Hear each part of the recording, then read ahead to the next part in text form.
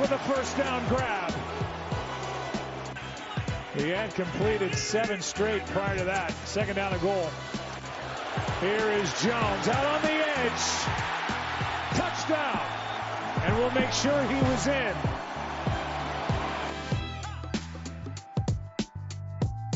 Good morning, afternoon, evening, or good night.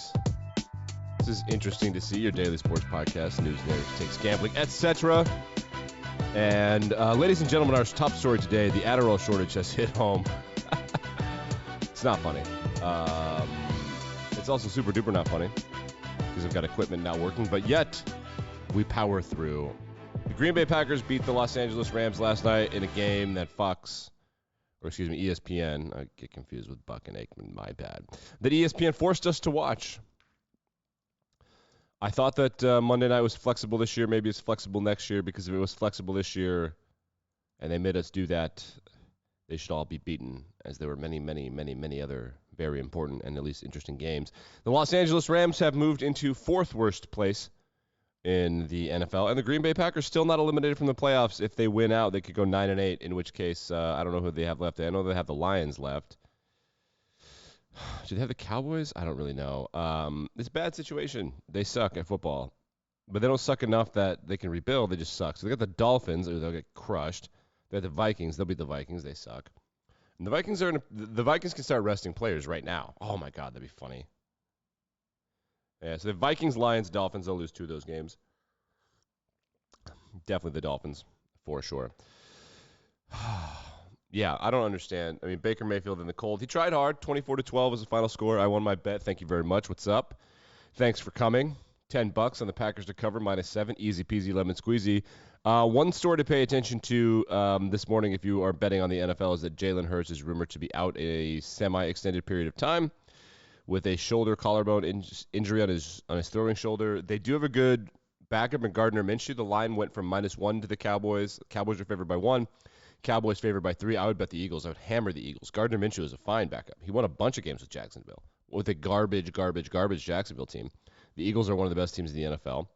And by the way, this is what happened in 2017 for the Eagles. Carson Wentz was like the MVP. Jalen Hurts is like the MVP, and then they get hurt, and then they still win the Super Bowl. It's totally fine. Okay, missed this on Sunday. Well, I didn't miss it. We didn't have time for it. This woman named Jenna, Laine, ESPN, is talking to Giovanni Bernard and kind of pestering him about a bad play that he made. So I want to bring this up. Let's watch the whole thing. It's about a minute, and then we will discuss this and see what the internet has to say. So let me know what you think of this disaster shit show. I'll talk to you this week. Well, you were injured all year. What have you done for us to talk to you about all year? I talked to you Tuesday. Don't say you're not talking because I didn't talk to you all year. You were also injured most of the season too. Just relax. Can I go to my family that I have outside? And you all can. Of a sudden now? Just don't say we didn't talk to you all year. We just wanted to ask for your perspective on what happened there. You're involved in one of the biggest plays of the game. Okay. Thank you, Jim. I appreciate your time. We do. We won't hold you. We would have talked to you in the season, but also you were injured. Just tell us what occurred on the punt. Miscommunication, that's all it was on my part. I take complete fault for that. Was it a fake? I don't know. It was complete fault. My fault. That's it. Is this something the team hasn't practiced It's this all week? me. All me. That's something.